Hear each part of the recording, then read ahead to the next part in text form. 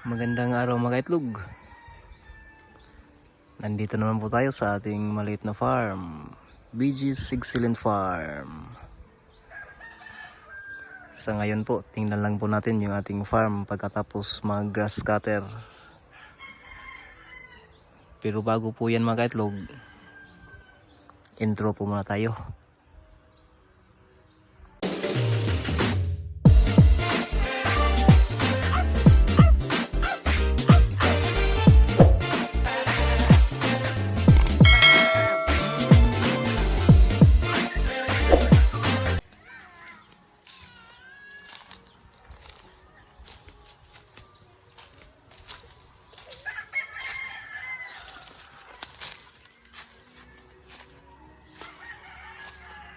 Mga kaitlog, ito na po yung ating maliit na farm.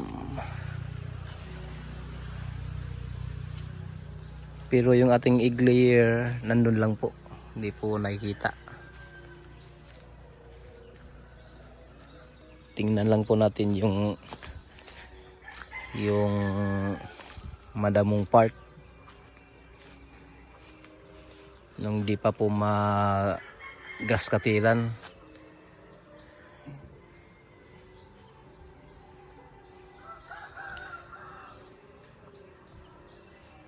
Dito po napakadamo po dati nung di pa malinis,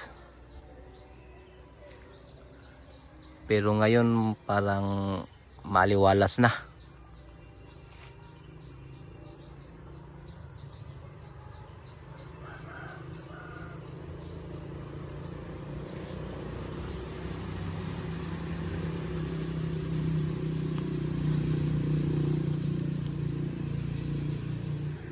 Pero parang yung mga saging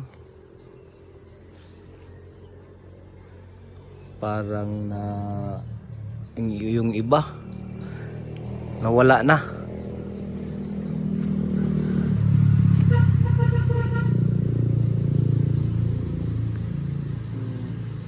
Ay, oo.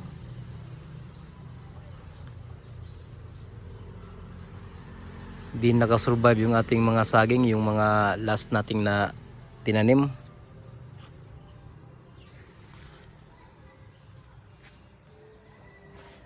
Parang yan lang yung nakasurvive.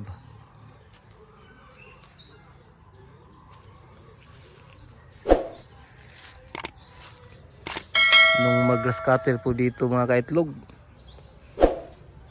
nakapatay po yung nag-grass cutter ng ahas, maliit na ahas. Di ko lang po alam kung saan banda siya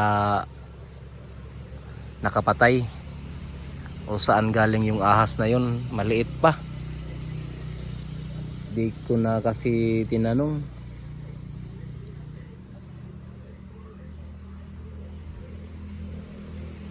Yung ating langka po, ayan na, medyo malalaki na.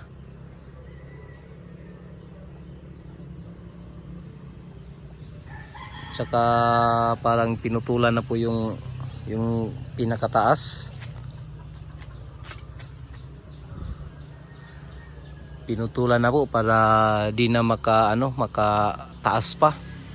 Yung laki niya hanggang dyan na lang, tapos paano na yung side na lang para pag may bunga di masyadong mataas. Yang isa, tapos yan pa, tsaka ito,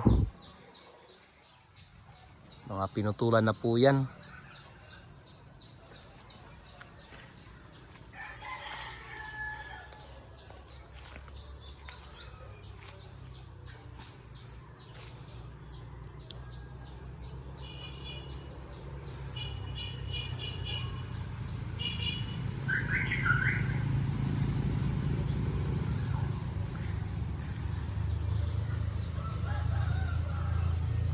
Dito po sa amin ngayon mga kaitlog, parang may low pressure kaya di masyadong mainit. kahapon po buong araw lang po yung ulan.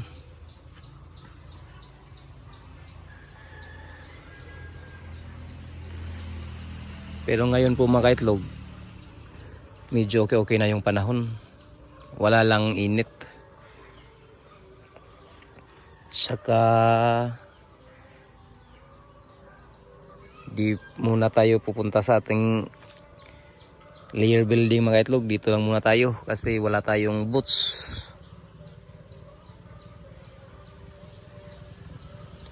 Pag nakadala po tayo ng boots, saka tayo papasok sa ating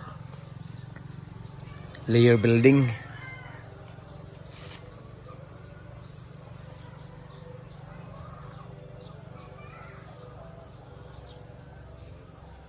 Yung tiningnan lang po natin ngayon, yung pagkatapos magas katiran. Saka may ano pala dito mga kaitlog. Ngayon ko lang to napansin. Balat yan ng ano, ng ahas.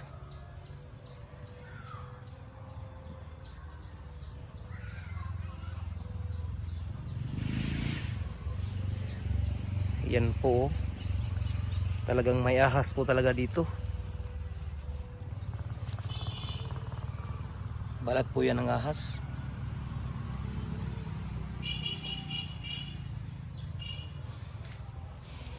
Kaya po nakakatakot pag madamo.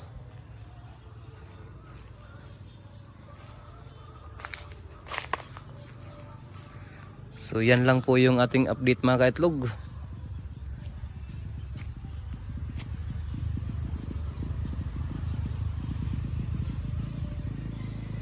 Yan lang po muna sa ngayon.